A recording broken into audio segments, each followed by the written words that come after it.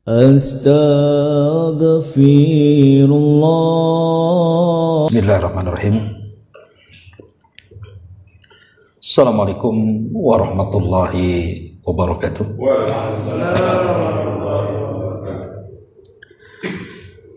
Alhamdulillah, wassalatu wassalamu ala rasulillah wa ala alihi wa sahbihi wa mawalah wa la hawla wa la quwata illa billahi wa ba'du.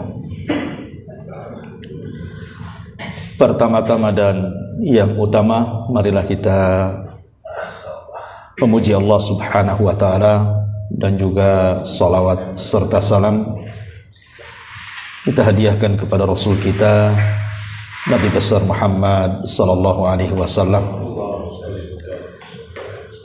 Dan yang kedua, saya ucapkan ribuan terima kasih kepada yang telah memberikan sebotol zam-zam ini dan juga 2 butir kurma ajwa. Dan semoga hajinya menjadi haji yang mabrur. Amin. Tapi nggak hadir dia ya, lagi sakit. Semoga Allah angkat penyakitnya. Iya, pembahasan di malam hari ini kita akan membahas tentang periode akhir dari kehidupan Nabi sallallahu alaihi wasallam. Ma'asyiral muslimin yang dimuliakan Allah subhanahu wa ta'ala, di dalam Al-Quranul Karim, tepatnya pada surah Az-Zumar ayat 30, Allah subhanahu wa ta'ala berfirman, innaka mayyitun wa innahum mayyitun thumma innakum yawmal qiyamati inda rabbikum takhtasimun. Sesungguhnya engkau wahai Muhammad akan meninggal dunia, dan sesungguhnya mereka juga sama dari umatmu akan meninggal dunia, dan kelak pada hari kiamat kalian akan mempertanggungjawabkan perbuatan kalian di hadapan Rabb kalian. Dari ayat ini bahwa sehebat apapun manusia, semulia apapun manusia, pasti akan mengalami kematian. Karena orang-orang mulia, bahkan jauh lebih mulia dibandingkan kita, sudah meninggalkan kita. Para nabi dan rasul, para sahabat, para tabi'in, orang-orang saleh, bahkan para syuhada, mereka sudah meninggalkan kita di dunia ini. Makanya kita lihat di antara hikmah kenapa Allah subhanahu wa ta'ala menurunkan Adam dari sorga. Kenapa Allah sampai turunkan Adam dari sorga itu? Kan sudah enak di sorga. Sebab kalau Adam di sorga dan tidak pernah turun ke dunia, maka Adam tidak akan pernah meninggal. Karena sorga itu sifatnya kekal. Sementara kullu nafsin dha'iqatul maut, setiap jiwa itu pasti mati, termasuk juga Adam. Makanya Adam harus turun dulu dari sorga ke bumi supaya mengalami kematian. Dan setelah Adam turun ke bumi, betul, akhirnya Allah subhanahu wa ta'ala menghendaki kematian Adam. Lah Nabi sallallahu alaihi wasallam meninggal di usia 63 tahun. Berarti usia umatnya pun kurang lebih saja dengan usia nabinya. Bisa kurang, bisa lebih, tapi tidak banyak. Kata Nabi sallallahu alaihi wasallam, a'maru ummati bainas sittina was sab'in. Usia umatku itu berkisar 60 sampai 70 tahun saja. Ada yang 60 tahun di sini? Ntar lagi. Ada yang 50, oke lah. Malah 5 ada kan? Hati-hati lagi OTW itu kata. Iya, karena Nabi sallallahu alaihi wasallam membatasi 60 sampai 70 tahun. Kalaupun ada yang lewat dari 70 tahun itu tidak banyak. Saya belum pernah mendengar ada orang usia sampai 200 itu tidak ada. 100 lebih ya ada 1-2 kan. Itu pun viral karena jarang. Intinya bahwa sebagaimana Nabi kita juga meninggal, maka kita juga akan meninggal. Tetapi ibrah dalam kematian itu bukan di mana kita mati. Makanya tadi saya ngobrol, ada orang yang haji itu niatnya mati di Mekah kan itu. Padahal ibrah kematian itu bukan di mana kita mati. Abu Jahal juga mati di Mekah sama. Tetapi ibrah kematian itu bagaimana kita mati, bukan di mana kita mati. Mati di mana saja tidak ada masalah. Tetapi yang jadi masalah itu kalau kita mati tidak husnul khotimah, itu masalahnya. Makanya ibrah kematian itu bukan di mana kita mati, tapi bagaimana caranya kita mati. Dan itu Rasul sudah contohkan dalam kehidupan akhir beliau dengan kesederhanaan beliau. Baik, masyarul muslimin yang dimuliakan Allah Azza wa Jalla, sebelum saya kisahkan bagaimana akhir hidup Rasul, sebagaimana tema kita membahas kesederhanaan Nabi, di dalam Al-Quranul Karim Allah Subhanahu wa ta'ala banyak menjelaskan kepada kita tentang tercelanya sebuah dunia. Karena kesederhanaan itu kan biasanya menyangkut dengan dunia. Allah mengatakan, bal tu'thirunal hayatid dunya wal akhiratu khairu wa abqa. Tetapi kamu orang-orang kafir memilih kehidupan dunia, sementara kehidupan akhirat itu jauh lebih baik dan lebih kekal. Aisyah Ummul Mukminin radhiyallahu anha ditakdirkan di usia tuanya buta. Kenapa Aisyah sampai buta? Ada penyebab kebutaannya. Di antara penyebab kebutaannya, ketika Aisyah radhiyallahu anha masih hidup bersama Nabi, ketika itu terjadi di perang Ahzab, perang Khandaq atau perang parit bahasa kitanya. Nabi SAW mendapatkan kemenangan dalam perang Ahzab ini. Kemudian setelah peperangan, Rasulullah letih sehingga Rasul pulang, kemudian mandi. Ketika mandi tiba-tiba Jibril datang. Ketika itu masih dalam bentuk manusia, berbentuk seorang sahabat yang sangat tampan, namanya Dihyatul Kalbi.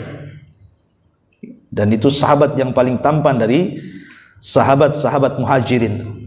Sampai kalau dia ke Syam berjualan itu, wanita-wanita Syam itu melongo kalau melihat ketampanan Dihyah Al-Kalbi itu. Jadi Jibril kalau mendatangi Rasul itu mencari orang tampan. Ya kalau kayak kita nggak dipilih ya. Ya. Jadi betul-betul yang tampan. Makanya Dihyah dipilih oleh Jibril untuk menjelma kepada dia. Datang dengan kuda putih. Kemudian berteriak, ya Muhammad, keluar. Akhirnya Nabi SAW ketika mandi itu langsung keluar. Masalahnya baju besi dia sudah dicopot. Jadi Jibril alaihi salatu wassalam dari atas kuda ini, dia memerintahkan kepada Nabi SAW, ya Muhammad, kami para malaikat saja belum menyarungkan pedang-pedang kami, engkau pula menyarungkan pedang. Ya. Sebaiknya kau ambil lagi pedangmu, perintahkan para sahabat serbu Bani Quraidah. Karena Bani Quraidah ini kabilah Yahudi yang berkhianat. Serbu Bani Quraidah. Dan sampaikan kepada para sahabat, bersegeralah sekarang ke Bani Quraidah, jangan solat asar di jalan kecuali sampai di Bani Quraidah. Fala tusalliyanna ahadakumul asra illa fi Bani Quraidah. Jangan solat asar di jalan kecuali sampai di Bani Quraidah. Walaupun kenyataannya ada sahabat yang solat di jalan, tapi Rasul tidak menyalahkan. Karena inti kalimat ini bersegera, bukan masalah solatnya. Ya. Lah pembicaraan Jibril dengan Rasul itu terlihat oleh Aisyah. Ketika Jibril memberikan sebuah perintah kepada Rasul, Aisyah itu nampak. Dan Aisyah heran, kok seorang sahabat berdiri di atas kuda memerintahkan Nabi? Ini kan lancang namanya. Harusnya kan Rasul yang di atas kan itu. Aisyah tidak tahu bahwa itu bukan sahabat, itu Jibril yang menjelma sahabat. Sehingga setelah datang perintah itu, Aisyah radhiyallahu anha kemudian menjumpai Nabi dan mengatakan, "Ya Rasulullah, aku melihat engkau berdiri di hadapanmu dihiyatul kalbi. Ada masalah apa?" Ya. Maka Rasul mengatakan, "Ya Aisyah, itu bukan Dihya, itu Jibril. Dan dia menitipkan salam kepadamu. Tetapi karena engkau sudah melihat dengan kedua matamu, maka engkau akan mengalami kebutaan di akhir hayatmu." Karena satu-satunya wanita yang melihat Jibril adalah Aisyah. Kalau sahabat kan banyak. Buktinya hadis Umar bin Khattab, "Innamal a'malu binniyat," itu kan hadis Jibril yang mengajarkan Islam, iman, ihsan pun di hadapan para sahabat. Yang laki-laki tapi kan. Tapi kalau wanitanya Aisyah saja yang melihat. Makanya Rasul mengatakan engkau akan mengalami kebutaan, dan betul ketika Aisyah radhiyallahu anha di akhir hayatnya dia buta. Ketika dia buta itulah dia selalu mencari-cari barang di rumahnya. Kalau ada barang dia panggil pembantunya, "Kemari sedekahkan ini kepada si fulan." Dicari lagi barang, ketemu lagi. Ini sedekahkan kepada si Allah, dan begitu seterusnya sampai habis tidak ada barang di rumahnya. Sampai Aisyah radhiyallahu anha mengatakan, "Carikan barang lagi." Kata pembantunya, "Sudah tidak ada lagi. Semua sudah habis kau sedekahkan." Lalu apa yang kau sisakan di sini wahai Ummul Mukminin kalau engkau menyedekahkan semua barang? Disinilah Aisyah radhiyallahu anha membacakan ayat, "Bal tu'thirunal hayatad dunya wal akhiratu khairun wa abqa." Kata Aisyah, mereka orang-orang kafir itu memilih kehidupan dunia, padahal akhirat itu lebih baik dan lebih kekal. Artinya Aisyah memilih kehidupan akhirat dibandingkan kehidupan dunia, dan itu arti kesederhanaan. Ya, Ma'asyiral muslimin wal muslimat, enggak ada muslimatnya ya. Jadi ma'asyiral muslimin yang dimuliakan Allah Subhanahu wa taala. Baik. Kehidupan Nabi SAW ini kan sama dengan kita manusia. Nabi itu kan manusia sama. Makanya ketika orang-orang musyrik datang kepada Rasul meminta yang aneh-aneh dan mengatakan, "Hei Muhammad, kalau engkau seorang nabi, buat tuh bukit yang berbatu lagi kering itu kau hijaukan. Kalau engkau memang seorang nabi, buat bukit Arab yang gersang itu kau buat hutan." Ya mustahil, Nabi bukan Tuhan. Makanya Nabi diam. Ketika Nabi diam itulah Allah Subhanahu wa taala turunkan ayat, "Qul innama ana basyarum mithlukum." Katakan ya Muhammad, aku ini manusia seperti kalian. Akan tapi diwahyukan kepadaku wahyu dari langit. Artinya Nabi SAW itu sama dengan kita. Kehidupannya itu pasti akan silih berganti. Dalam bahasa Quran itu watilkal ayyam nudawiluha bainan nas. Namanya hidup itu kan diputarkan, kadang di atas, kadang di bawah. Begitulah kehidupan Nabi. Nabi pernah miskin di permulaannya, tapi juga pernah kaya. Bahkan menjadi pedagang sukses yang handal, yang hebat.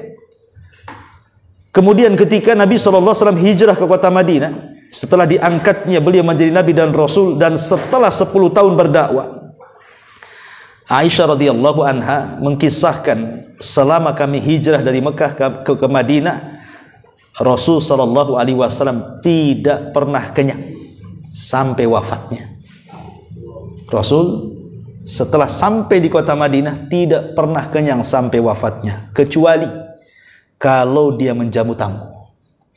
Rasul itu kenyang itu kalau menjamu tamu saja. Tapi kalau tidak menjamu tamu, maka keluarga Nabi SAW tidak pernah kenyang. Perhatikan ucapan Aisyah Ummul Mukminin radhiyallahu anha.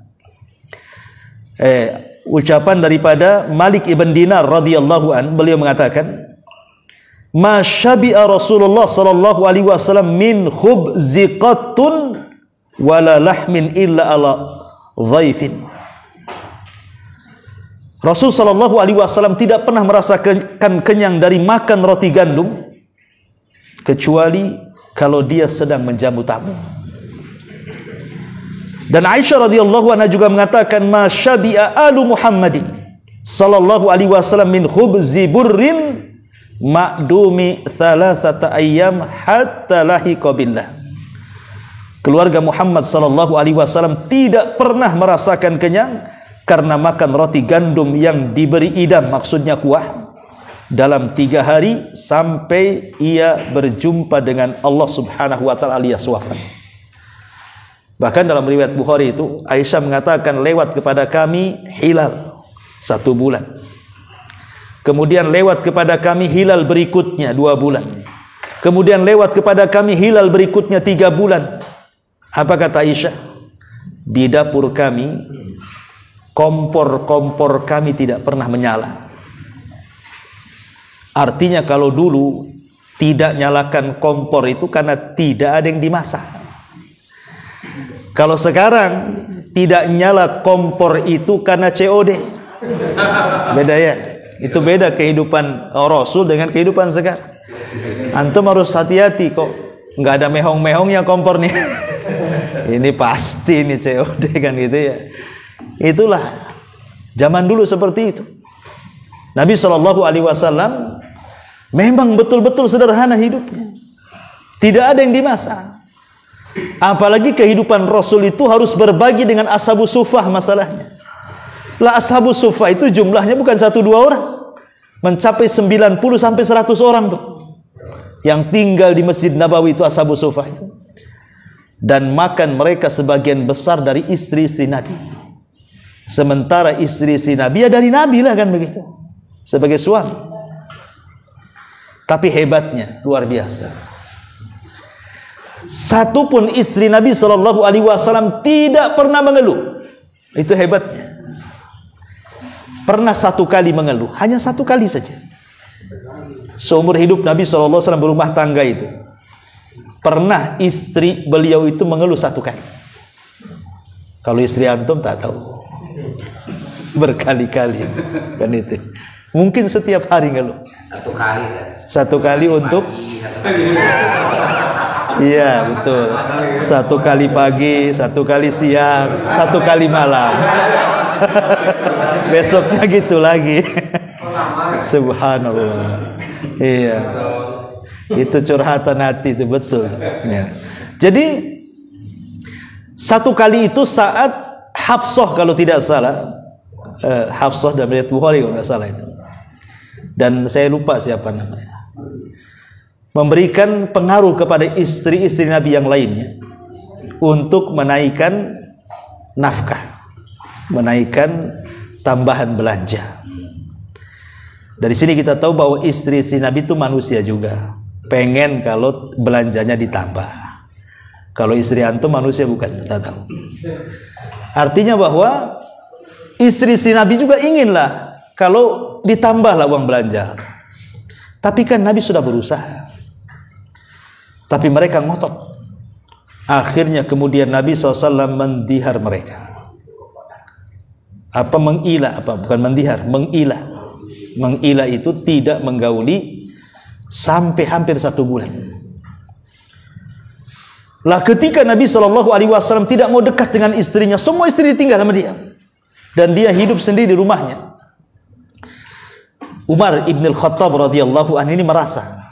Kenapa? Karena yang salah satu otaknya adalah putrinya, Hafsah, kan itu ya. Merasa dia takut kalau seandainya Hafsah diceraikan Nabi. Kenapa takut diceraikan Nabi? Kan bisa saja diceraikan Nabi, nikah lagi dengan yang lain kan?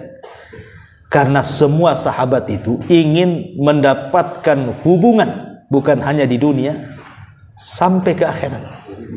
Semua nasab terputus kecuali nasab yang sampai kepada Rasul sallallahu alaihi wasallam.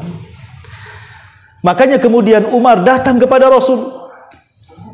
Maksudnya ingin memastikan apakah dia mencerai anaknya, putrinya Hafsah itu atau tidak. Datanglah Umar ini. Rupanya ketika diizinkan untuk berjumpa Rasul, hilang semua apa yang akan ditanyakan itu. Kenapa? Karena Umar melihat keprihatinan yang luar biasa di hadapannya. Di rumah Nabi tidak ada satupun barang. Sudah kecil, tidak ada barang-barang. Tikarnya Nabi pun dari pelepah kurma, yang kalau Rasul SAW terbaring di atas pelepah kurma itu ada bekas-bekasnya. Bekas-bekas dari pelepah kurma itu, kemudian debu yang menempel di bahunya dan punggungnya. Jadi Umar ibn Khattab radhiyallahu anhu ini mencoba menghibur dan mengatakan, Rasul, raja-raja Persia loh, raja-raja Persia dengan raja-raja Romawi itu tidak seperti kamu. Mereka tidur di atas tilam yang sangat empuk dengan dayang-dayang yang banyak di atas istana yang megah. Sementara mereka tidak lebih baik daripada kamu. Engkau ini manusia terbaik. Harusnya engkau mendapatkan perkara itu. Tapi Nabi SAW ingin menyadarkan Umar ibn Khattab dan mengatakan, Ya Umar, sesungguhnya dunia ini adalah untuk mereka. Maksudnya untuk orang-orang kafir, ya. Tapi untuk kita kelak di sorga. Dunia yang mereka nikmati itu ya memang untuk orang-orang kafir, bukan untuk kita. Tapi kenikmatan yang jauh lebih besar dibandingkan mereka kelak kita akan dapatkan di sorga. Dari sini juga kita tahu bahwa Rasul mengajarkan kesederhanaan kan kepada kita.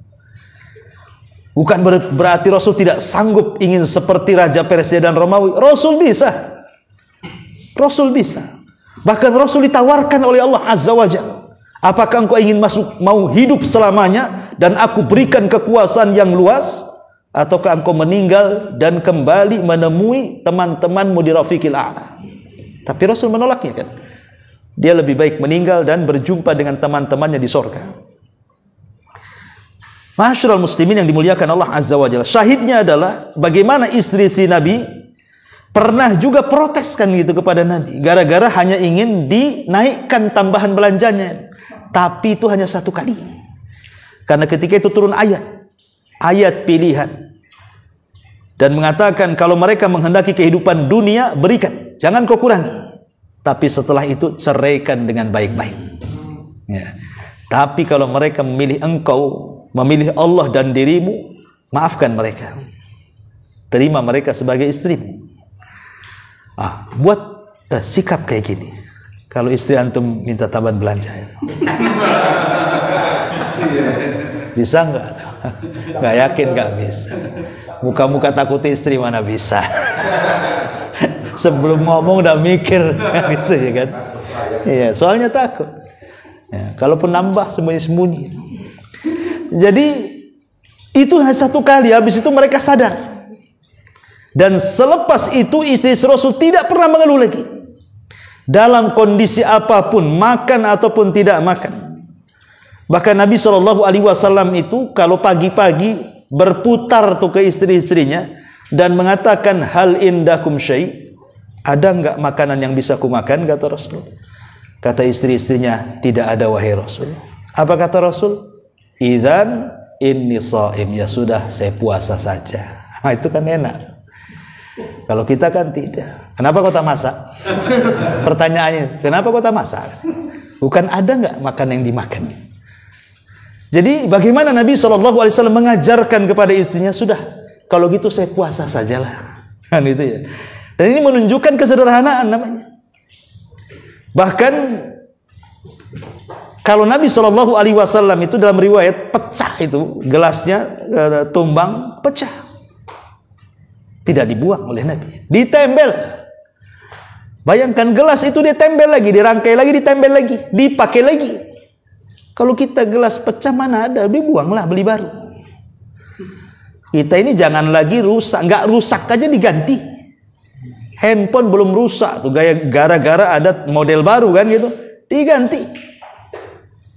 Pakaian diganti, semua serba diganti. Mobil baru beli diganti lagi, itulah kita. Tapi Nabi SAW ingin menunjukkan, bukan Rasul tidak bisa membeli yang baru, bisa. Tapi ingin mencontohkan kesederhanaan. Bahkan ada orang Arab Badui ingin berjumpa dengan Rasul dalam riwayat Bukhari itu. Kemudian mengatakan, siapa di antara kalian yang merupakan putra Ibnu Abdul Muttalib? Putranya, cucunya Abdul Muttalib, siapa di antara kalian? Dalam riwayat, siapa yang namanya Muhammad itu? Padahal Nabi SAW ada di sekitar situ. Maksudnya berada di tengah-tengah para sahabatnya. Tapi orang ini nggak kenal. Kok bisa nggak kenal? Karena pakaian Nabi SAW itu sama dengan pakaian yang dipakai para sahabatnya.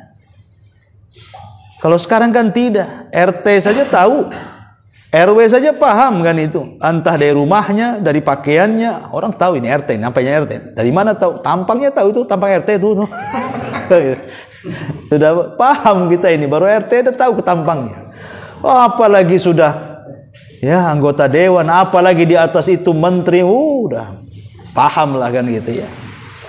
Nabi loh menyamaratakan dirinya dengan para sahabat. Sampai orang baru ini tidak tahu mana Nabi, mana sahabat gitu kan. Saking sederhananya.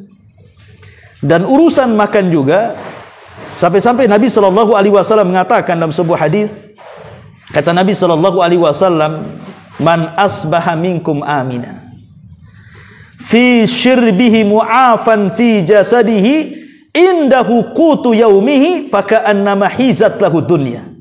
Apa kata Rasul? Barang siapa bangun di pagi hari dalam keadaan aman, tak ada yang ganggu dia, kemudian memiliki makanan hari itu dari pagi sampai malam, kemudian sehat badannya, nggak ada pegal-pegal, nggak ada sakit-sakit asam urat, nggak ada ya. Pokoknya betul-betul enak pagi itu. Kemudian juga indahu qutu yaumihi, dan dia memiliki apa yang bisa mencukupkan dia satu hari itu. Kata Rasulullah, faka'annama hizat lahu dunya, seolah-olah dunia ada di genggamannya. Dari hadis ini Nabi SAW ingin mengajarkan kepada kita kehidupan Rasul sendiri, bahwa Nabi itu tidak pernah menyimpan. Nabi itu tidak pernah menyimpan kalau urusan makan. Pokoknya satu hari ini cukup, bisa makan sampai sore, kemudian ada yang bisa dipakai, kemudian sehat badannya, tidak ada yang sakit-sakit gitu ya, kemudian aman, gak ada yang mengganggu. Oh, seolah-olah dunia di genggamannya, kata Nabi. Itu namanya kesederhanaan. Kalau kita kan tidak, kulkas saja bukan 1, 3 ya, bisa 2 bulan dah habis isinya tuh.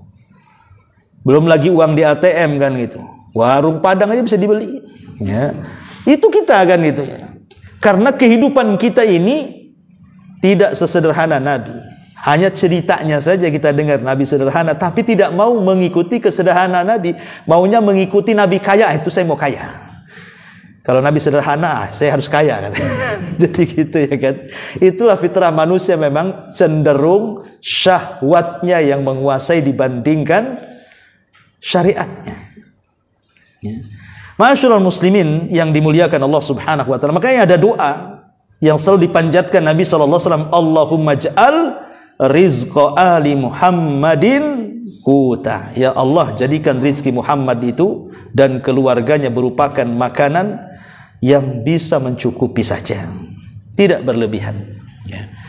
Dan dari segala hal Nabi sallallahu alaihi wasallam itu memang mengajarkan kesederhanaan, mulai dari sandal putus saja beliau benerin sendiri, pakaian yang robek saja beliau jahit sendiri. Jadi dari segi apa saja memang Rasul itu mencontohkan kesederhanaan. Dan itu luar biasa, kita punya Nabi yang luar biasa. Padahal dia itu bisa, kalau ingin kaya bisa. Apalagi ketika Nabi SAW sudah betul-betul menguasai Mekah dan Madinah. Artinya Madinah dan Mekah sudah di atas genggamannya. Itu kan di atas karirnya berarti. Rasul bisa saja kemudian menjadi orang kaya kan. Tapi Rasul tidak. Dari sikapnya saja sederhana sekali. Sampai satu ketika Rasul naik khutbah, Nabi itu sampai kemudian mengatakan, barang siapa di antara kalian yang pernah kuambil hartanya, sekarang ke sini, ambil harta saya. Barang siapa yang dulu pernah kupukul pundaknya, ini pundak saya, pukul sekarang. Barang siapa yang dulu aku pernah caci maki kehormatannya, nih kehormatanku, silakan caci. Lihat, Nabi SAW itu di atas karirnya itu, di ujung-ujung hidupnya, tapi dia bisa mengatakan seperti itu. Oh, kalau sekarang jangan lagi ngomong begitu. Seandainya dia dihina di medsos, oh dilaporkan ke polisi. Oh ini undang-undang ITE nih, kesinggung saya, nggak bisa ini, harus masuk dia. Kan gitu ya orang sekarang ini, karena dia merasa punya jabatan. Ya, nggak ada rahmatnya sama sekali. Alasannya apa? Biar kapok katanya, biar jadi pelajaran. Padahal dia sakit hati sebenarnya. Kan gitu ya. Ya. Ma'asyiral muslimin yang dimuliakan Allah Azza wa Jalla. Jadi sampai ke sikap-sikap Rasul itu juga mengajarkan kepada kita bagaimana sederhana beliau. Bahkan nanti saya ceritakan bagaimana wafatnya. Ketika beliau wafat, beliau masih tergadaikan baju besinya kepada orang Yahudi. Ini menunjukkan bahwa apa yang beliau contohkan kepada kita. Kenapa beliau mencontohkan seperti itu? Supaya kalau kita meninggal dan tidak membawa harta banyak, tidak banyaklah pertanggungjawaban kita di hadapan Allah. Karena kalau cerita kekayaan itu kan dua soalannya kan. Min aina iktasabahu wa fima anfaqahu. Dari mana kau dapat? Kemana pula kau belanjakan? Dua-duanya ditanya. Ya. Makanya sering saya katakan ada 4 golongan dalam mencari harta. 1, ketika dia mencari harta halal, betul-betul halal, keringatnya keringat halal, dan dia nafkahkan di jalan halal untuk menghidupi keluarganya. Kadang membantu fakir miskin, kadang menolong orang lain, kadang membantu pembangunan masjid dan begitu seterusnya. Maka dia akan selamat tuh dari pertanggungjawaban hartanya. Karena dia jelas kan, dari mana kau dapat? Jelas halal. Kemana kau belanjakan? Untuk ibadah. Selamat dia. Ya. Ada kelompok kedua tuh, carinya halal, betul-betul halal. Walaupun lelah letih dari pagi seperti tukang bangunan, mungkin taksi online atau apalah, satu hari dia cari uang itu, betul-betul halal dengan keringatnya. Dibelanjakan pula ke yang haram. Setelah gajian mabok pula dia. Setelah gajian ke tempat lokalisasi pula berzina dia. Setelah gajian beli narkoba pula. Pokoknya hasilnya halal, dibelanjakan pula ke yang haram. Maka dia selamat dari soalan dari mana kau dapat, tapi tidak selamat dari soalan kedua, kemana kau belanjakan. Enggak selamat yang kedua. Ya. Kemudian yang ketiga, ada pula tak halal mencarinya, ngerampok dia. Tapi untuk pembangunan masjid di samping rumahnya. Kasihan tak jadi-jadi Ustadz masjid itu. Warga sini nggak ada yang mau nyumbang, terpaksa lah saya ngerampok biar cepat jadi masjidnya. Kan itu kan.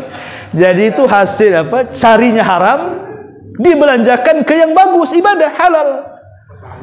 Tetapi apakah diterima? Tidak, karena Allah yang mengatakan innallaha thayyibun la yaqbalu illa thayyiban. Allah itu baik, tidak menerima kecuali yang baik-baik. Merampok itu tak baik. Berarti kalau digunakan ke yang baik, tetap Allah tak terima. Karena Allah itu hanya menerima dari yang baik-baik saja. Berarti dia selamat dari pertanyaan kedua, tapi tidak selamat dari pertanyaan pertama kan. Dari mana kau dapat? Tak selamat dia. Rampok ya Rob. Kenalah kan itu. Tapi yang bahaya ini yang terakhir. Ya. Dia hasilnya hasil haram, tapi dibelanjakan ke yang haram. Hasil rampok untuk judi. Ini kan masalah nih. Udah ngerampok judi lagi. Ya. Berarti kuadrat bahasanya, ya kan? Dua-duanya kena dia. Dari mana kau dapat? Nyolong ya Rob. Kemana kau belanjakan? Judi ya Rob. Habislah dia itu. Kenapa? Dua-duanya kena tuh kan? Dia. Dari mana kau dapat? Kena. Kemana kau belanjakan? Kena lagi dia. Ya. Yang ingin saya katakan, ma'asyiral muslimin yang dimuliakan Allah Azza wa Jalla, kembali bahwa bagaimana Nabi SAW mengajarkan kepada kita kesederhanaan. Karena biasanya orang yang tidak sederhana itu, itulah perangsang untuk mencari kejahatan. Orang kalau hidupnya tidak mau sederhana, pengennya mewah, pengennya wah, itulah kunci untuk membuka setiap kejahatan. Mungkin antum, Masya Allah, bapak-bapak itu ya kerjanya bagus. Kadang-kadang setan sebelah kiri yang ngomong, Bang, belilah rumah yang agak bagus kan itu. Itu tetangga, mobil baru beli, masa kita tak beli? Kredit lah, yang penting nampak bagus. Ini setan tetangga nih, sebelah antum tuh biasanya. Nah, mungkin sekali dua kali antum tak tanggapi tuh ucapan istri itu. Tapi kalau hari-hari ngomel, nggak bisa kepikiran. Mikir itu untuk bahagiakan istri itu. Bisa saja depan antum korupsi lah kan gitu. Yang penting senang istri. Harus jual narkoba, yang penting senang istri. Nah, ini kan bahaya. Tapi kalau hidup di bawah sederhana itu insya Allah, ya pintu-pintu seperti itu tidak akan ada. Karena biasanya orang yang hidup dengan sederhana itu yakin dengan takdir. Kenapa? Karena biasanya orangnya qanaah. Ya, orang sederhana itu biasanya qanaah. Qanaah itu menerima apapun yang diberikan Allah. Dan dia syukuri. Ya. Karena kalau dia paham takdir itu kan sudah tidak mungkin menggeser apapun.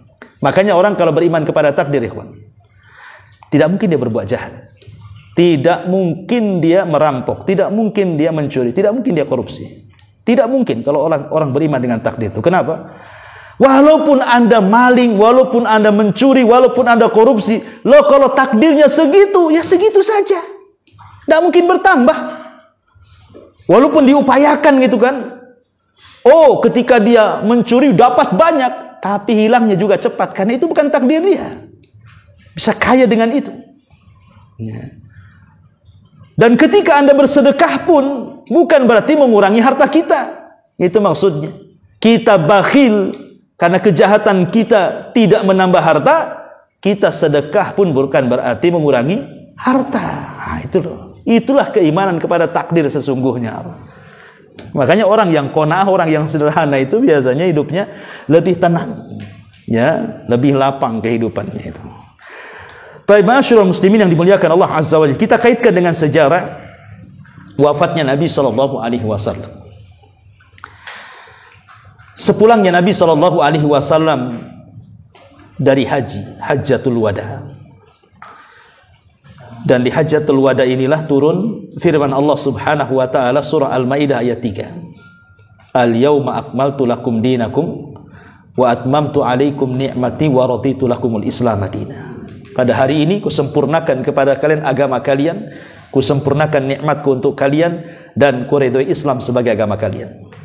Ketika mendengar ayat ini, Abu Bakar menangis. Sehingga sahabat bertanya, Abu Bakar, kenapa kau menangis? Bukankah ayat itu turun sebagaimana ayat-ayat sebelumnya turun? Apa bedanya ayat ini dengan ayat yang lain? Kata Abu Bakar Siddiq radhiyallahu anhu, celaka engkau. Ayat itu menunjukkan telah dekatnya wafatnya Nabi. Kenapa? Islam sudah sempurna, apalagi yang disampaikan? Artinya kalau sudah Islam sempurna, tidak ada yang lagi disampaikan, berarti tugas Rasul sudah selesai. Itu yang dipahami Abu Bakar. Kalau tugas Rasul selesai, berarti selesai jugalah usia dia. Makanya Abu Bakar menangis. Ya. Itu yang tidak dipahami para sahabat, dan itu menunjukkan kecerdasan Abu Bakar. Setelah kemudian Rasul SAW pulang dari Hajjatul Wada, kan tidak lama setelah haji itu Rasul meninggal. Ya. Karena Hajjatul Wada itu kan tahun ke-10. Rasul meninggal tahun ke-11 kan itu. Di bulan Rabiul Awal. Kita singkat saja, di hari ke-9 sebelum wafatnya Nabi SAW, Nabi itu sudah mengeluh kepada Aisyah radhiyallahu anha apa yang pernah dimakan dia dari racun yang pernah dimakan di perang Khaybar. Jadi saat perang Khaybar itu melawan orang Yahudi keempat kali, karena perang melawan Yahudi itu kan 4 kali ya. Pertama menyerang Bani Qunaiqah, kedua menyerang Bani Nadir, yang ketiga menyerang Bani Quraidah, dan yang terakhir menyerang Khaybar. Itu perang melawan Yahudi terakhir di Khaybar. Lah pulang dari Khaybar inilah Rasul dijamu oleh orang Yahudi. Rupanya ada orang Yahudi itu, seorang wanita namanya Zainab bintul Haris, meletakkan racun di makanan itu. Dan sempat tertelan Rasul sedikit racun itu. Dan juga ada seorang sahabat yang ikut makan, tertelan juga. Tapi sahabat yang lainnya belum sempat makan, Rasul sudah mengatakan, berhenti, letakkan daging-daging kalian, karena daging yang kumakan ini barusan bicara. Itu mukjizat bahwa padaku ada racun, katanya. Akhirnya kata Rasul, berhenti, jangan dimakan. Maka semua sahabat gak ada yang makan, kecuali satu orang yang meninggal. Akhirnya tahun depannya meninggal dia. 1 tahun dia harus melawan racun. Makanya ketika terjadi peracunan itu, Zainab tidak diapa-apain sama Nabi, dibiarkan. Padahal dia sudah meracun Nabi, tapi dibiarkan.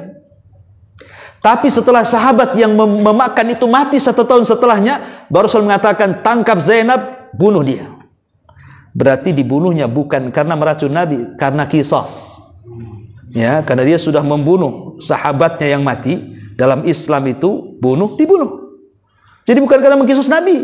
Rasul membunuh Zainab ini karena sahabat yang ikut makan racun mati setahun setelahnya. Ya, maka Nabi SAW mengatakan bunuh dia sebagai qisas. Tapi setelah di akhir-akhir hayat Rasul, itu kan dari perang Khaybar ke kematian Rasul itu kan lama, ikhwan. Bertahun-tahun, artinya Rasul itu punya fisik yang kuat loh, padahal racunnya bersarang di badannya. Tapi tidak pengaruh sama sekali. Baru terasa setelah di masa tua Nabi. Dia selalu mengeluh kepada Aisyah ya tentang racun yang pernah dimakannya. Itulah yang menjadikan penyebab sakitnya Nabi sallallahu alaihi wasallam. Makanya Nabi sallallahu alaihi wasallam kemudian 9 hari sebelum wafatnya itu dia minta kepada para sahabat untuk dihantar kepada kuburan Uhud. Akhirnya sesampainya di kuburan Uhud, Nabi sallallahu alaihi wasallam mengucapkan salam, "Assalamu alaikum ya syuhada Uhud. Inna bikumul lahikun wa inna insyaallah bikumul lahikun. Nas'alullahu lana wa lakumul afiyah." Kata Nabi sallallahu alaihi wasallam, keselamatan kepada kalian wahai para syuhada Uhud. Kami juga akan menyusul kalian. Dan kami hanya mengharap kepada Allah agar kami dan kalian diampuni dosa-dosanya. Kenapa Nabi SAW mengajak para sahabat untuk menziarahi kuburan syuhada Uhud? Padahal di Madinah itu ada kuburan Baqi, kuburan para sahabat kan? Kenapa jauh-jauh harus ke syuhada Uhud? Pelajarannya di sini Nabi SAW ingin mengajarkan kepada para sahabat, seolah-olah Rasul ingin katakan, kalaulah bukan karena Allah kemudian mereka para pejuang ini yang mati-mati ini, maka kalian tidak akan menikmati yang sekarang kalian nikmati. Dalam bahasa Pak Karno itu jas merah gitu ya. Jangan lupakan sejarah katanya. Kalau bukan karena Allah kemudian mereka, kalian tidak senikmat hari ini. Mereka para syuhada Uhud inilah yang awal-awal memperjuangkan Islam. Sampai sekarang kalian merasakan nikmatnya. Jadi Rasulullah SAW ingin memperkenalkan para pahlawan. Loh, ini pahlawan kalian ini di Uhud ini. 70 orang inilah yang memulai perjuangan di awal dakwah. Kalau bukan karena Allah kemudian mereka, kita tidak seperti sekarang ini. Ini kan penting ikhwan untuk mengingat sejarah para pahlawan itu. Sekarang kita kan menikmati merdekanya saja, tapi nenek buyut kita melawan Belanda dulu kan kita tidak tahu tuh. Bagaimana mereka menghadapi Belanda sampai akhirnya mereka bisa terusir. Dan kita bisa merdeka hari ini. Ini kan nikmat yang luar biasa, ikhwan. Ya. Ma'asyiral muslimin yang dimuliakan Allah Azza wa Jalla, pulang dari syuhada Uhud ke Madinah. Di tengah jalan, tiba-tiba Nabi SAW menangis. Sahabat heran. Ya. Dan mengatakan, "Wa ma yubkika ya Rasulullah?" Kenapa Anda menangis wahai Rasul? Maka Nabi SAW mengatakan, "Ashfaqtu li ikhwani." Aku rindu ingin berjumpa dengan teman-temanku. Sahabat mengatakan Rasul, "Awalasna ikhwanuka." Lah kami kan teman-temanmu. Di depan kamu ini teman-temanmu semuanya wahai Rasul. Apa yang kau rindukan kepada kami? Maka Rasul SAW mengatakan, kalian bukan teman-temanku, tapi kalianlah sahabat-sahabatku. Kalian bukan temanku, kalian sahabatku. Kemudian sahabat mengatakan, lalu siapa yang Anda maksudkan teman-temanmu wahai Rasul? Maka Rasul mengatakan, kaumun yu'minuna bi walam yarawni. Sebuah kaum melihat aku aja gak pernah, tapi dia sangat yakin dan beriman kepada aku. Itulah kita-kita ini. Inilah teman-teman Rasul kita-kita ini yang disabdakan Rasul, kaumun lam yarani, sebuah kaum tidak pernah melihatku, tetapi mereka yu'minuna bi, beriman kepadaku. Kita yakin bahwa Rasul kita Muhammad, walaupun kita tidak pernah berjumpa dan bertatap muka, kita yakin bahwa agama yang dibawanya hak. Ya. Maka Nabi SAW kemudian pulang. Mulailah dia jatuh sakit. Ya. Ketika sakitnya itulah, karena kan kebiasaan Rasul, kalau tidak jihad, maka beliau akan menjadi imam di masjid. Tidak ada yang menggantikan imam sholat kecuali Nabi. Tapi saat sakit, Rasul tidak sanggup lagi untuk menjadi imam sholat. Makanya dia panggil Aisyah radhiyallahu anha dan mengatakan, ya Aisyah, muru Abu Bakrin bi an yusalliya bin nas. Hei Aisyah, perintahkan bapakmu, gantikan aku sholat. Kata Aisyah radhiyallahu anha, jangan. Bapakku bakaan, dia suka nangis. Kalau sholat itu lebih kencang tangisannya dibandingkan bacaannya. Perintahkan Umar saja, katanya. Tapi Rasul mengatakan, tidak, muru Abu Bakrin, perintahkan ayahmu Abu Bakar. Kata Aisyah, Umar sajalah wahai Rasul. Tidak, kata Rasul, 3 kali. Akhirnya kemudian Aisyah radhiyallahu anha mengatakan kepada ayahnya bahwa engkau diperintah Rasul untuk menggantikan sholat. Kenapa Nabi SAW meminta Abu Bakar? Bukankah yang pakar Quran banyak?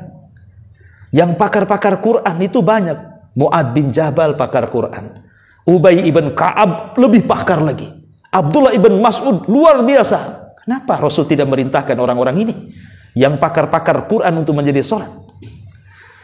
Rasul itu bukan itu masalahnya. Kenapa Rasul kekeh dengan Abu Bakar dan tidak mencari para pakar Quran, sehingga menjadi polemik para ulama ahli fikih? Siapa yang berhak menjadi imam? Apakah yang pakar Quran, yang banyak hafalannya, bagus bacaannya, mantap tajwidnya, ataukah seorang yang alim? Dia ustadz, mungkin hafalannya tidak banyak, suaranya tidak bagus, tapi dia seorang ustadz, alim. Ya. Mengacu kepada riwayat ini, karena di sini pakar Quran tidak dipakai, Abu Bakar pun dipakai, kan begitu. Sampai ada polemik fikih seperti itu jadinya. Tetapi maksud Rasul sallallahu alaihi wasallam bukan menyampingkan para penghafal Quran, karena Rasul yang mengatakan fal ya ummukum ahadukum aqra'uhum. Hendaklah yang jadi imam di antara kalian itu yang pakar-pakar Quran, kata Rasulullah.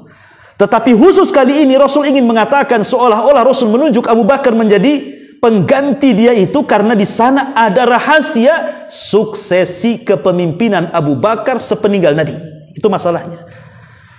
Bahwa kelak Abu Bakar akan memimpin umat. Sebelum itu, maka Abu Bakar memimpin sholat dulu. Dari memimpin sholat, menjadi memimpin umat. Itu yang dikehendaki Nabi. Karena di zaman Umar bin Khattab radhiyallahu an, Umar memerintahkan imam tetap siapa? Ubay ibn Ka'ab. Bahkan sholat tarawih sebulan full, yang menjadi imam Ubay ibn Ka'ab 23 rakaat. Bukan Umar yang jadi imam kan itu, padahal dia khalifah. Makanya terjadi polemik gitu ya, mana yang benar yang jadi imam itu? Apakah karena ketokohannya, keilmuannya dia jadi imam, ataukah karena kepakarannya dalam Quran jadi imam? Ada yang mengatakan ketokohan, ada yang mengatakan kepakaran Quran. Walaupun pendapat yang kuat wallahu alam bahwa yang menjadi imam itu adalah kepakaran Quran. Berdasarkan sabda Nabi, hendaklah yang jadi imam itu yang pakar Quran. Satu ustadz cerdas, tapi suaranya grebek nggak jelas, ya kan? Satu bukan ustadz, tapi dia qori mantap, qori. Karena beda ceramah dengan imam. Makanya dalam baca Quran itu kalau berceramah itu ada namanya gaya mutolaah. Ya, tidak harus pakai lagu. Saya ini sedang berceramah nih, baca Quran tidak harus a'udzubillah. Kita bukan lagi sholat, lagi ceramah. Ya kita tegas, ya. Wa ma khalaqtul jinna wal insa illa liya'budun. Kan begitu orang ceramah kan? Bukan wa ma khalaq, itu lagi sholat. Beda baca Quran dengan ceramah kan? Namanya qiraah mutolaah namanya. Tapi kalau sedang sholat, ya menggunakan murattal lah. Masa sedang sholat, innal hamdalillah, nggak bisa. Ini apa ini orang? Beda bacaan sholat dengan bacaan ceramah. Ya. Makanya yang dipilih itu yang akro, yang betul-betul indah bacaannya kan, yang bisa bacaan murattal yang bagus. Itu jadi imam, jadi enak makmum di belakangnya. Padahal Al-Baqarah itu 2 lembar, disangka 1 lembar. Ya, tapi kalau jelek suaranya, Satu muka aja kayak 5 lembar gak ruku-ruku katanya. Kapan rukunya ini? Lambat sekali katanya. Kan itu ya. Ya itu kan perlu khusyuk, dan itu juga pengaruh kepada lagu. Tapi bukan langgam Jawa, langgam Arab. Ya. Taib. Ya. Ma'asyiral muslimin yang dimuliakan Allah Azza wa Jalla. Maka Nabi SAW ketika sudah sakit, Abu Bakar yang mengimami sampai satu hari. Rasul sudah merasa bugar, seolah-olah dia merasa bugar. Dia bisa berjalan karena berkali-kali Rasul pingsan itu. Dia ingin betul-betul mengimami sholat. Dilihatnya Abu Bakar baru saja memulai takbiratul ihram. Allahu Akbar. Ya. Kemudian Rasul mulai bisa jalan sedikit demi sedikit. Karena memang kamar Rasul dengan Masjid Nabawi kan nempel masalahnya kan. Kalau dibuka pintu ya langsung ke arah mihrab kan itu. Jadi ketika Rasul SAW keluar membuka tabir, Abu Bakar tidak nyadar kalau Rasul itu sedang berjalan. Tetap aja dia sholat. Sahabat tahu. Sehingga kemudian sahabat itu menepuk tangan mereka. Tepuk begini. Abu Bakar nggak paham juga. Makin banyak tepukannya sampai bergegar satu masjid bertepuk tangan tuh. Barulah Abu Bakar, ada apa ini kok bertepuk-tepuk kayak ini? Maka dilihatnya, Rasul. Di situ Abu Bakar mundur, kemudian Rasul maju menjadi imam. Abu Bakar mengikuti sholatnya Rasul dan para sahabat mengikuti gerakan Abu Bakar. Selepas sholat, Nabi mengatakan, hei, atas fikulin nisa, tepuk tangan itu untuk cewek, ya. Atas bihulir rijal, tetapi tasbih itu untuk laki-laki. Nah, kalau imam salat, jangan tepuk tangan, itu untuk cewek itu, katanya, kata Nabi. Subhanallah, nah, begitu. Subhanallah, itu kalau laki-laki mau menegur kesalahan imam. Ya, tapi kalau mengucapkan subhanallah itu kalau menegur gerakan. Ya, kalau bacaan jangan subhanallah. Pemain imam baca salah, ya, qul huwallahu ahad atau qul ya ayyuhal kafirun yang bolak-balik, ya. Itu kan qul ya ayyuhal kafirun kan enggak selesai-selesai itu. Kan. Ya. Loh, imam ini gimana? Baca subhanallah. Pindah ke ayat subhanalladzi asra bi lah kan salah jadinya kan. Jadi subhanallah itu maksudnya untuk gerakan. Kalau bacaan ya dibenerin, jangan subhanallah. Ya, jadi di situ harus dipahami. Lah kemudian singkat cerita, maka Nabi SAW pun kemudian sakit lagi, jatuh lagi. Lah ketika itu beberapa hari sebelumnya Nabi itu kan berada di rumah Maimunah, istri beliau yang keberapa. Tetapi Nabi SAW ketika itu tidak nyaman kalau harus meninggal di rumah Maimunah.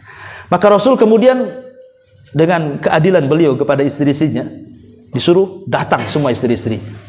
Kemudian minta izin. Bisa enggak saya izin kepada kalian semua kalau seandainya saya ingin beristirahat di rumah Aisyah, di rumah Ummul Mukminin Aisyah radhiyallahu anha. Maka setelah disepakati, baru Rasul dipapah dari rumah Maimunah ke rumah Aisyah. Pertanyaannya, kenapa Rasul lebih suka di rumah Aisyah? Karena istri muda? Enggak juga. Aisyah itu bukan istri muda. Karena setelah Aisyah menikah dengan Aisyah, Rasul menikah lagi di bawah-bawahnya kan begitu. Karena Aisyah itu kan istri ketiga, ada yang mengatakan istri kedua setelah Khadijah. Ada yang mengatakan istri ketiga, jadi bukan istri muda kan. Kecuali yang terakhir kan itu ya. Bukan itu alasannya. Nabi SAW suka di rumah Aisyah itu karena satu-satunya kamar yang selalu didatangi Jibril dan diturunkan wahyu hanya di kamar Aisyah. Jibril tidak pernah turun di kamar-kamar istri Nabi yang lainnya. Tidak pernah turun di kamar Hafsah, tidak pernah turun di kamar Maimunah, di kamar Zainab, Ummu Salamah, tidak. Jibril itu kalau menurunkan wahyu di kamar Aisyah. Artinya itu kamar wahyu. Makanya Rasul sangat ingin di kamar wahyu. Dan Nabi SAW kalau sudah ada di rumah Aisyah itu paling senang, paling bahagia. Sampai membuat cemburu istri-istrinya. Kenapa? Sebab kalau Rasul berada di rumah Aisyah itu, hampir semua sahabat ngasih hadiah. Termasuk ada sahabat namanya Sa'ad ibn Ubadah, orang kaya. Itu menunggu Nabi SAW giliran di rumah Aisyah. Kalau dia dengar Rasul berada di rumah Aisyah, oh dia bawa hadiah banyak. Jadi setiap Rasul itu di rumah Aisyah, sahabat datang bawa hadiah. Karena kan Rasul tidak menerima sedekah. Ingat, kalau ngaku keluarga Nabi jangan menerima sedekah. Makanya kalau antum ngaku Habib, saya akan coba. Mau enggak kasih duit sedekah 1 M? Ini Habib ini goncang imamnya nih. Nah, 1 M loh sedekah loh kan. Enggak mau. Oh, memang Anda ini duriah Nabi. Oh, tak mau. Mau tak? Gitu. Ini ragu-ragu ini gimana? Kalau ragu-ragu karena Nabi dan turunannya tidak boleh menerima sedekah. Kalau hadiah boleh. Jadi sisinya akhirnya kan cemburu tuh. Kenapalah sahabat-sahabat ini aneh. Kalau Rasul di giliran Aisyah kasih sedekah, kasih hadiah, ketika Rasul di rumah saya pula tak kasih hadiah katanya. Akhirnya cemburu. Ngutuslah Ummu Salamah. Awalnya Ummu Salamah dulu. Tolonglah Ummu Salamah, kau kan dekat dengan Nabi, dan Ummu Salamah ini kan wanita berakal. Dari semua istri Rasul itu Ummu Salamah yang paling berakal. Kenapa? Karena dicabut cemburunya. Satu-satunya istri yang tidak punya cemburu itu Ummu Salamah. Kenapa? Karena didoakan Nabi. Saat Ummu Salamah itu kan meninggal suaminya, Abu Salamah. Ummu Salamah tidak mau dilamar Nabi karena bagi dia tidak ada laki-laki terbaik melebihi Abu Salamah. Tetapi tidak mungkin dia ngomong di hadapan Nabi, ya Nabi lebih baiklah dibandingkan Abu Salamah kan itu. Cuman untuk menolak, dia tolak halus dengan mengatakan, Rasul, begini, kayaknya aku tidak pantas kau nikahi. 1, aku sudah tua. 2, anakku banyak. 3, aku wanita pecemburu katanya. Kata Rasul, kalau kau tua, aku juga tua, apa salahnya? Tua dengan tua menikah. Ya, kalau antum gak yakin, mau yang muda. Aku tua, kau tua, selesai. Anak-anakmu, anak-anakku juga. Jadi kalau anda menikahi janda punya anak, jangan ingin jandanya saja, anaknya juga harus mau. Ya, mau sama ibunya saja, anaknya nggak mau diurus. Kata Nabi, anakmu, anakku juga. Adapun pencemburumu, aku akan berdoa, semoga Allah hilangkan. Hadisnya titik sampai di sini. Coba ada lafadznya, saya ajarkan tuh. Kan gitu. Tapi lafadznya saya tak tahu. Karena hadisnya titik sampai di sini. Lafadznya kayak apa gitu kan? Saya jual sama antum. Bisa lah tiap malam atau berdoa tuh kan. Hilang cemburu istri antum tuh. Lah sejak itulah Ummu Salamah tidak punya cemburu. Makanya dia paling berakal. Pokoknya kalau ada masalah di keluarga Nabi, mesti Ummu Salamah yang diutus. Tolonglah Ummu Salamah, ngomonglah sama Nabi itu katanya. Masa kok Aisyah terus, kami kapan? Bilanglah sama dia, bilang sama sahabat itu, kalau ada di rumah kami kasihlah sedekah juga, hadiah juga kami itu. Masa di rumah Aisyah aja kok dapat hadiah itu kan? Tetapi Rasul tidak jawab. Rasul tidak jawab. Ya. Sampai berkali-kali Rasul tak jawab. Akhirnya mereka kesel, ngirim Fatimah, anaknya lagi. Coba kalau Ummu Salamah tidak berhasil, Fatimah anaknya. Kira-kira apa jawabannya? Kata Fatimah, ya Abi, istri-istrimu kan bukan 1 kan gitu.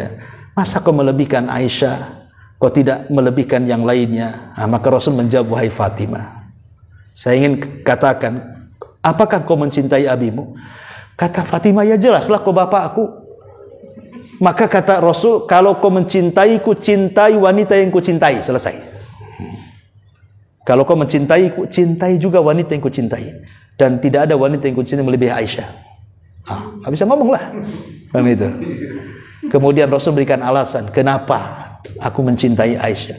Karena satu-satunya kamar yang didatangi Jibril hanya kamar dia. Kamar yang lain tidak pernah didatanginya. Itulah alasan yang menohok sehingga terdiam istri-istri yang lainnya. Ya. Intinya bahwa Nabi SAW meminta kepada istri-istri yang lain saat sakit parah supaya dihantar ke rumah Aisyah. Setelah kemudian sampai di rumah Aisyah dipapa oleh Abbas dan juga Ali radhiyallahu anhuma. Namanya kan perjalanan dari rumah Maimunah ke Aisyah itu kan nampak orang. Rasul dipapa sedang sakit parah. Dan sahabat ada yang melihat. Lah sahabat yang melihat kondisi Rasul seperti itulah akhirnya disebarlah berita itu ke seantero penjuru Madinah tuh.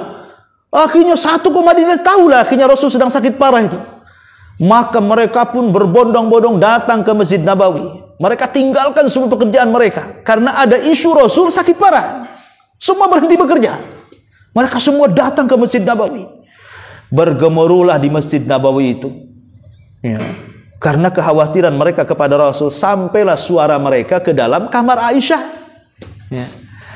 Jadi Nabi SAW terganggu dan mengatakan, Aisyah, ada apa dengan orang-orang itu? Kok ramai kali di luar sana? Maka Aisyah coba melihat. Rupanya ada kekhawatiran di mata para sahabat. Kalau mereka kemudian tidak berjumpa lagi dengan Nabi.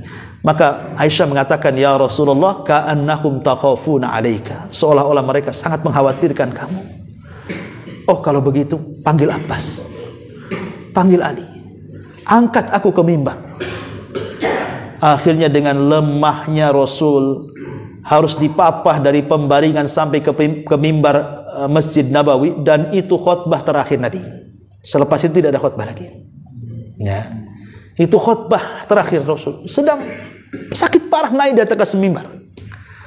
Kemudian Nabi SAW menyebutkan beberapa poin di situ. Salah satunya la'natullah 'alal yahudi wan nasara. Laknat Allah kepada orang-orang Yahudi dan Nasrani yang telah mengambil kuburan-kuburan nabi-nabi mereka dijadikan tempat sujud. Kemudian Nabi SAW juga mengajarkan tentang jangan khawatir akan kefakiran, tapi justru khawatirlah karena kekayaan. Kata Rasul, mal faqra ahsya alaikum walakin ahsya alaikum an tubsatad dunya kama busitat ala man kana qablakum fatanafasuha kama tanafasuha fatuhlikakum kama ahlakathum. Aku tidak khawatir kalian miskin, kata Rasul. Yang aku khawatirkan sebaliknya, kalau dunia dibentangkan kepada kalian, kemudian kalian mengejar dunia sebagaimana orang-orang dulu mengejar dunia, kemudian dunia menghancurkan kalian sebagaimana orang-orang dulu menghancurkannya. Baru aku takut. Dunia ini sebenarnya, kalau saya boleh analogikan, dunia ini bagikan lautan. Ya, dunia ini bagikan lautan. Dan kita itu sebagai perahunya. Ya. Walaupun lautan itu airnya terbentang di mana-mana, bahkan tidak seolah-olah tidak bertepi, tidak akan membahayakan perahu. Enggak akan, paling perahu goyang sana goyang sini, enggak akan bahaya. Yang bahaya itu kalau air laut muncrat ke dalam kapal. Itu baru bahaya kapalnya tuh. Kalau air di luar kapal itu enggak bahaya. Yang bahaya itu kalau airnya di dalam kapal tuh. Itu bahaya tuh. Ya. Artinya begini, dunia ini tidak membahayakan kita kalau ada di luar. Tapi kalau dunia itu masuk ke dalam hati, itu yang bahaya. Kalau di luar nggak ada masalah dunia itu. Artinya kalau Anda ingin kaya, silakan kaya, tidak membahayakan orang kaya itu. Yang membahayakan itu bukan Anda kaya, tapi yang membahayakan itu kekayaan masuk ke dalam hati. Sebab kalau kekayaan masuk ke dalam hati, sedikit saja hilang, sedihnya itu seumur hidup tuh. Mungkin 2 tahun yang silam dia punya rumah bagus kena tsunami. Sudah lewat 2 tahun kepikir sedih. Kan kepikiran kan? Kenapa? Karena dunia ada di sini masalahnya. Ya. Tapi kalau seandainya dunia itu tidak diletakkan di hati, tapi diletakkan di tangan, mau hari ini antum melihat rumah antum roboh sekalipun, ya namanya rumah itu datang dari Allah. Kalau Allah mengambilnya silahkan saja. Selesai. Itulah makna zuhud. Apa sih zuhud itu? Meletakkan dunia di tangan dan tidak meletakkan dunia di hati. Itulah zuhud artinya. Jadi yang membahayakan itu kalau sudah masuk ke hati. Kalau di luar ya dunia gak ada masalah. Antum mau kaya menjadi orang paling kaya satu Indonesia pun tidak akan bahaya. Tapi jangan sekali-kali ada harta masuk ke dalam hati. Itu nanti bahaya tuh. Itu yang menjadikan kita rusak nantinya. Ya. Masyaallah muslimin yang dimuliakan Allah Azza wa Jalla. Makanya kemudian setelah Rasul berkhutbah sampai akhirnya Rasul mendoakan mereka para sahabat dan juga kita mendoakan kita semuanya. Baru Rasul kemudian dipapah kembali. Sejak itulah 3 hari sebelum wafatnya Rasul makin memarah. Ketika sudah parah sekali itulah ada Abdurrahman bin Auf datang bawa siwak dia. Abdurrahman ibn Abi Bakar, saudara daripada Aisyah radhiyallahu anha, bawa siwak. Maka Rasulullah SAW sudah tidak bisa bergerak itu, menatap matanya kepada siwak Abdurrahman. Aisyah paham Rasul ingin siwak. Maka Aisyah radhiyallahu mengatakan kepada saudaranya Abdurrahman itu, ya Abdurrahman, berikan siwakmu kepadaku. Maka dikasih siwaknya. Kemudian digunting bekas gigitannya dan digigit lagi oleh Aisyah sehingga menjadi lembut. Karena Rasul tidak mungkin menggigitnya, sakit parah, Aisyah yang menggigitkan. Maka setelah lembut dikasihkan kepada Rasul. Kata Aisyah radhiyallahu anha mengatakan, demi Allah aku tidak pernah melihat Rasul bersiwak sebaik itu, katanya. Artinya Rasul paham ini persiapan untuk kematian. Pelajarannya di sini apa? Kalau antum naik kuda balap, di sini setarnya, di sana finishnya. Ketika kita awal memacu itu, pasti kuda belum begitu kencang. Kemudian di tengah mulai kencang. Tapi kalau sudah 10-20 meter lagi ke finish, pasti kuda itu akan dikencangkan sekencang-kencangnya, biar dia yang menang. Artinya kalau orang sudah mau finish nih, harusnya lebih dekat kepada Allah lagi. Harus lebih dekat kepada Allah dibandingkan awal dan tengah. Kenapa? Karena amal itu ditentukan akhirnya. Manusia itu ditentukan akhirnya, bukan awal, bukan tengah. Ya, seperti kuda balap tadi, kalau sudah dekat finish, harusnya itu yang paling kencang tuh. Nah, Rasul ingin mengajarkan seperti itu. Dia bersiwak dengan siwak yang jauh lebih indah dan lebih baik, kata Aisyah radhiyallahu anha. Selepas itu Abdurrahman keluar, datang pula Fatimah. Aisyah menyingkir, tetapi tidak jauh dari situ. Maka Rasul mengatakan kepada Fatimah, berbisik-bisiklah di telinga Fatimah itu. Entah apa yang dibisikkan Nabi, tiba-tiba Fatimah menangis. Kemudian bisikan yang kedua, tiba-tiba Fatimah tertawa.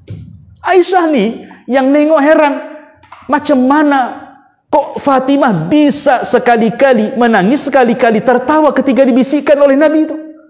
Rupanya jawabannya setelah Rasul meninggal, baru dibuka rahasianya. Aisyah, waktu Rasul menjelang mati itu, Rasul membisikkan di telingamu, kok kamu menangis, kenapa? Kata Fatimah, karena Rasul membisikkan di telingaku bahwa dia akan meninggal, dan aku orang pertama di keluarganya yang akan menyusulnya, katanya. Adapun aku tertawa setelahnya, karena Rasul mengatakan kepadaku, engkau akan menjadi pemimpin para wanita di sorga. Aku senang. Ya. Lah, semenjak itu, maka Rasul SAW kemudian berdua dengan Aisyah, hanya berdua saja di pangkuan Aisyah, ya, diletakkan di paha Aisyah. Disitulah malaikat datang memberikan dua pilihan kepada Nabi SAW. Ya Muhammad, apakah engkau ingin hidup selamanya? Maka kalau itu mau, ku berikan kau usia yang panjang, ku berikan dunia sebanyak-banyaknya. Atau engkau ingin bersama keluargamu, saudara-saudaramu, teman-temanmu di surga yang paling tinggi, Rafiqil A'la. Milih mana? Tiba-tiba Rasul mengisyaratkan. Aisyah tidak tahu kalau Rasul sedang diberikan pilihan, karena Aisyah tidak melihat malaikat. Ya, hanya Rasul yang tahu. Dan ini sebagai dalil bahwa orang sedang sakaratul maut itu, maka akan ditampakkan setiap yang gaib yang dulu tidak pernah tampak kepada dia. Orang yang sakaratul maut itu dia bisa memandang malaikat maut. Dia bisa memandang para malaikat. Bahkan dia bisa memandang catatannya. Dari sini Allah mengatakan dalam surah Qaf, fakashafna anhu ghita'ak fabasarukal yawma hadid. Kami singkapkan segala kegaiban sehingga mata kalian akan terfokus dengan tajam, mampu melihat yang gaib. Ya, Aisyah kan tidak lihat, tetapi Aisyah tahu jangan-jangan Rasul sedang diberikan pilihan nih. Karena ketika itu Aisyah hanya melihat Rasul mengacungkan tangannya ke langit seperti ini, ila rafiqil a'la, ila rafiqil a'la. Aku memilih ke sana, ke sana, ke sana, gitu ya.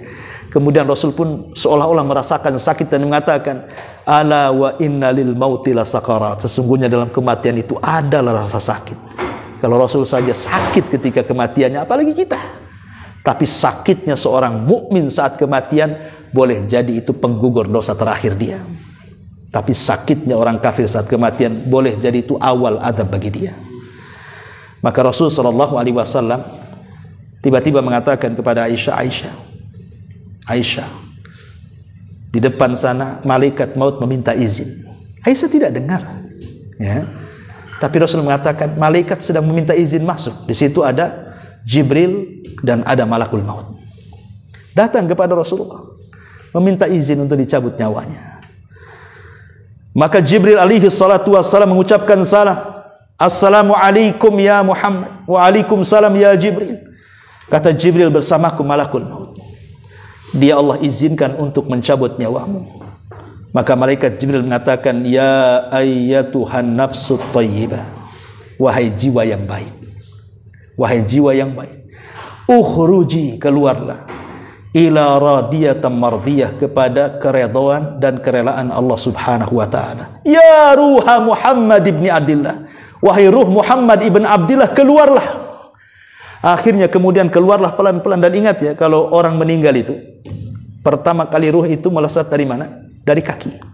Faltafatisaku bisak. Jadi ruh itu mulai keluar itu dari kaki dulu, berjalan ke atas, kemudian ke perut. Kenapa dari kaki dulu? Kenapa nggak dari tangan? Kenapa dari kaki? Sebab kalau seandainya dari atas dulu atau dari tangan dulu, nanti orang bisa lari ketika dicabut kematiannya. Nanti lari dia, lari ke masjid, tahu-tahu tobat, ya kan? Ketika itu tidak ada lagi waktu tobat, karena Rasul mengatakan apabila nyawa di tenggorokan, mustahil dia bertobat. Makanya dikunci kakinya. Ruhnya itu ditarik dari kaki, faltafatus sak bisak. Kaki nggak bisa jalan lagi. Mau kemana? Mau lari kemana? Mau lari ke bandara ke Mekah? Nggak bisa. Mau ke masjid? Nggak bisa. Mau lari ngambil Quran? Nggak bisa. Kaki dulu yang mati. Ketika nyawa sudah di sini, maka Rasul mengatakan, innallaha yaqbalu taubata abdin malam yughargir. Allah itu menerima taubatnya hamba sebelum sampai di sini. Sengaja kakinya dulu nggak lari dia. Ya, coba bagaimana penyesalannya orang itu. Qala rabbirji'uni, ya Allah kembalikan aku, kembalikan aku. Mustahil, innahu huwa kalimatun, innama hiya kalimatun huwa qailuha. Itu omongan kamu saja, nggak mungkin orang mati balik lagi, kata Allah. Ya, maka wafatlah Nabi SAW tepat di hari Senin, tanggal 12 bulan Rabiul Awal tahun 11 Hijriah. Maka Aisyah radhiyallahu anha tahu Rasul sudah meninggal, langsung lemes dia.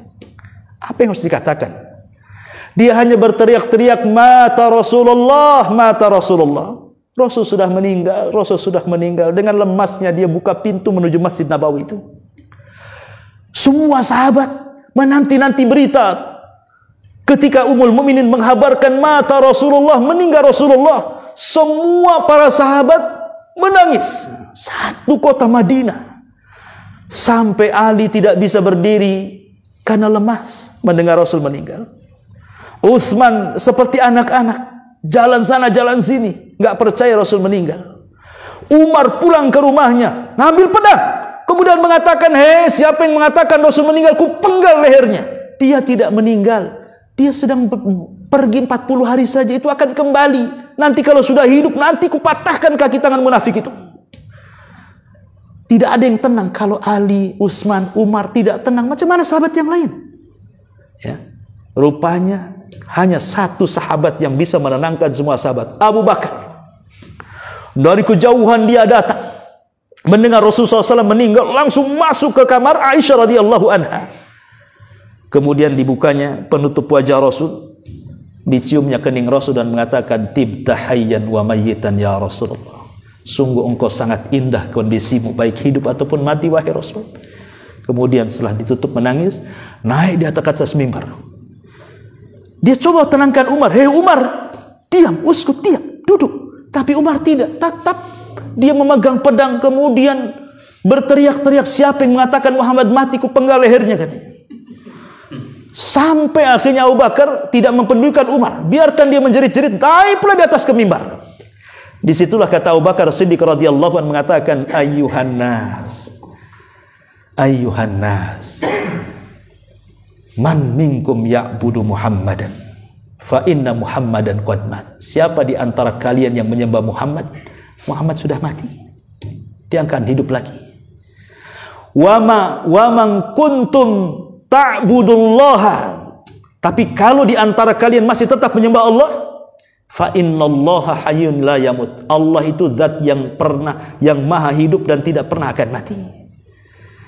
Kemudian Abu Bakar membacakan satu ayat yang kata Anas bin Malik radhiyallahu anhu seolah-olah baru turun, pada ayat ini sudah lama turunnya tuh. Wa ma Muhammadun illa rasulun qad khalat min qablihi rusul. Afa imata aw qutilan qalabtum ala aqabikum wa man yanqalib ala aqibaihi falan yadurrallaha syai'a wa sayazillahu syakirin. Tidaklah Muhammad kecuali sama dengan rasul-rasul sebelumnya. Kalau dia mati atau terbunuh, apakah dia akan murtad? Maka siapapun yang murtad tidak mencelakakan Allah sedikit pun. Karena Allah hanya membalas orang-orang yang bersyukur. Kata Anas bin Malik, demi Allah, seolah-olah ayat itu baru turun. Semua tersadarkan dengan ayat itu dan mengatakan, sungguh Rasul sudah meninggal. Maka mereka pun mulai merawat jasad Nabi SAW, dan Rasul meninggal di atas kesederhanaan karena baju besinya masih tergadaikan dengan orang Yahudi. Dan sebelum meninggal saat sakit, Rasul teringat dia menyimpan emas. Kemudian dia mengatakan kepada Aisyah, ya Aisyah, mana emas-emas itu? Mana emas-emas itu? Kata Aisyah radhiyallahu anha, ada. Kemudian diambil, diletakkan di tangan Rasul. Kata Rasulullah, sedekahkan. Jangan sampai lewat satu malam kecuali emas ini sudah dibagikan kepada manusia. Begitulah kesederhanaan Nabi SAW sampai wafat beliau. Wallahu a'lam bishawab. Ini yang bisa sampaikan. Taib, sebelum saya tutup, kalau yang bertanya kita buat tanya jawab. Silakan. Silakan Pak, kalau bertanya. Aisyah umur berapa meninggal? Sama dengan Nabi, 63. Jadi berapa sih setelah Nabi? Gimana? Aisyah itu menikah dengan Nabi usia 50 tahun. Ya, jadi Nabi itu kan dengan Khadijah tidak poligami. Ya, Nabi sudah tua menikah dengan Aisyah itu. Jadi Rasul sudah di atas kepala 5 gitu ya. Menikah Aisyah yang umur 6 tahun kan gitu. Jadi wajar kalau Rasul meninggal itu Aisyah masih kecil, masih muda. Ya, karena bersama Rasul pun tidak lama dia. Kalau nggak salah bersama Nabi itu sekitar 16 tahun. Ya, karena 13 tahun di kota Madinah sampai Rasul wafat. Kemudian ditambah 3 tahun dari pernikahannya ketika periode Mekah kan gitu ya. Pada tahun ke-7 setelah kenabian, sebelum hijrah. Ya 16 tahun lah dengan Nabi hidup. Wallahu a'lam. Cukup ya.